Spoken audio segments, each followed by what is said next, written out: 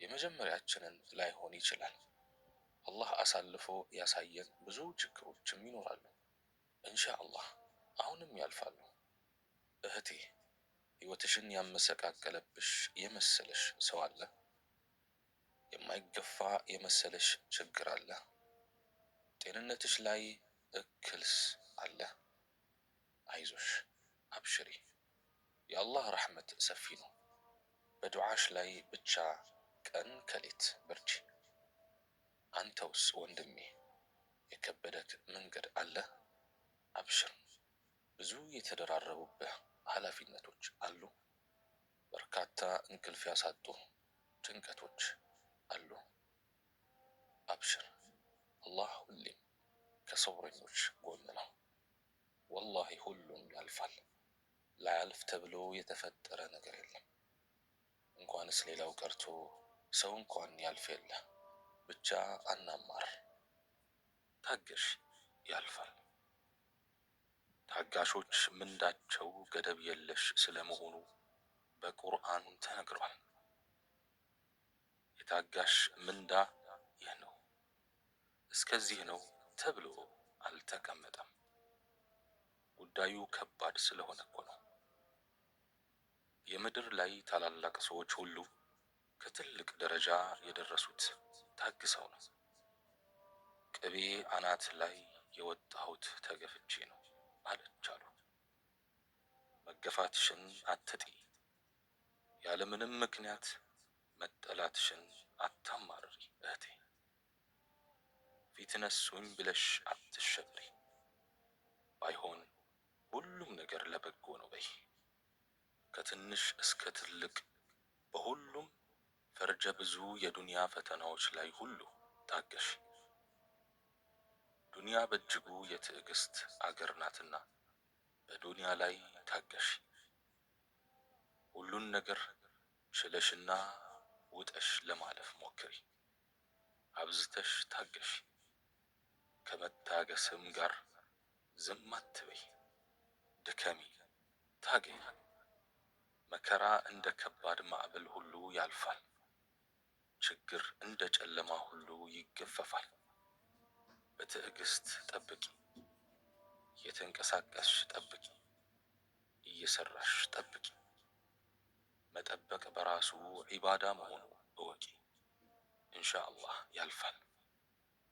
ዱንያ የትዕግስት አገርማ ባትሆን ኖሮ የነቢዩ አዩብ ዓለይሂ ሰላም አይነት ትዕግስት ለጀነት መግባት ጥሎሽ ሆኖ ባልቀረበ ነበር። እስቲ ምን አስጨነቀን? እድላችንና እጣ ፈንታችን ሁሉ በአላህ ስብሓነሁ ወተዓላ እጅ ነው። ሰዎች በእኛ ላይ ማድረግ የሚችሉት ትልቁ ነገር አላህ የጻፈልንን ወይም የጻፈብንን ነገር መፈጸም ብቻ ነው። ከዚያ ውጭ ምንም ጉልበትም ኃይልም ሆነ ብቃት የላቸውም። አይጎዱንም፣ አይጠቅሙንም። የነካንና የሚነካን ሁሉ ሊነካን የሚችለው አላህ ስብሓነሁ ወተዓላ እንዲነካን የፈቀደው ነገር ብቻ ነው። ለዚህም ነው ጠቃሚም ሆነ ጎጂ፣ ሰጪም ሆነ ነሺ የፈጠረን አምላክ አላህ ስብሓነሁ ወተዓላ ብቻ ነው የምንለው። ለዚህም ነው መስራት እንጂ መጨነቅ አይገባንም የምንለው። እስቲ ምን አስጨነቀን? የሚያሳስበን የሲሳያችን ጉዳይ ከሆነ እሱም ከሁሉም ነገር ቀድሞ ተጽፏል። ሊነጥቀን ሊያግደንና ሊከለክለን ቢሞክር ማንም አይችለውም።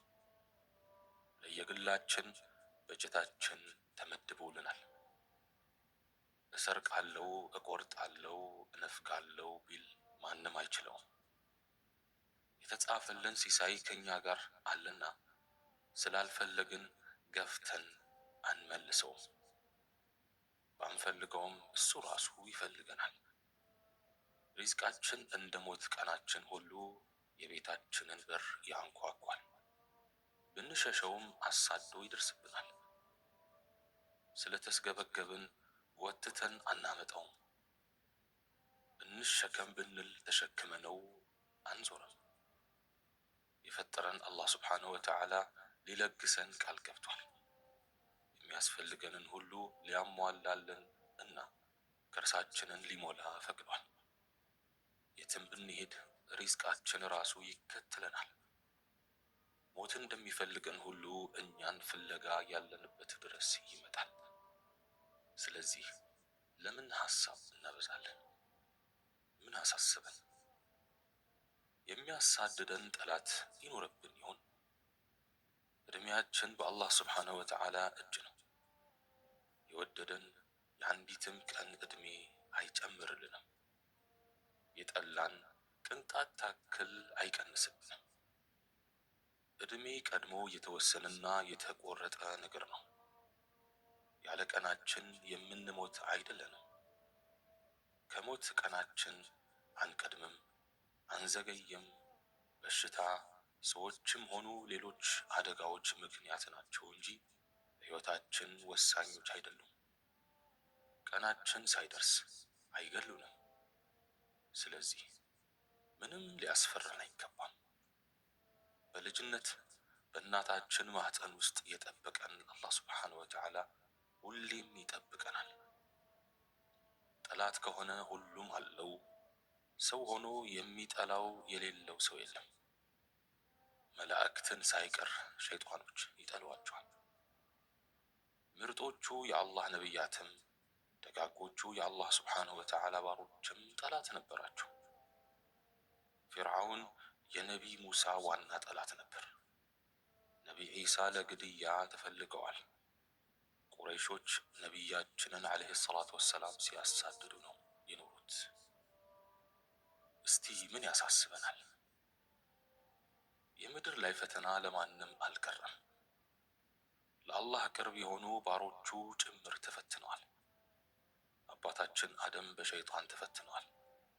ነቢዩ አዩብ በበሽታ ተፈትነዋል። ነቢዩ ዘከርያ በልጅ እጦት ተፈትኗል። ነቢዩ ያዕቁብ በልጆቻቸው ጥመትና በጠፋ ልጃቸው በነቢዩ ዩስፍ ናፍቆት ተፈትኗል። ነቢዩ ኑህ በሕዝባቸው ተቀባይነት አጥተው ለበርካታ ዓመታት ጮኸዋል። ነቢዩ ሙሳ በፊርዓውን ጦር ተሳደዋል። ነቢዩ ሙሐመድን ዓለይሂ ሰላቱ ወሰላም ቁረይሾች ተከታትለው ሊያጠፏቸው ሞክረዋል። የቲም ሆነው ከማደግ ጀምሮ እስከ ልጆቻቸው ሞት ሁሉን ፈተና ቀምሷል። ምን ያሳስበናል? ባልሰራነው ሥራ ስማችን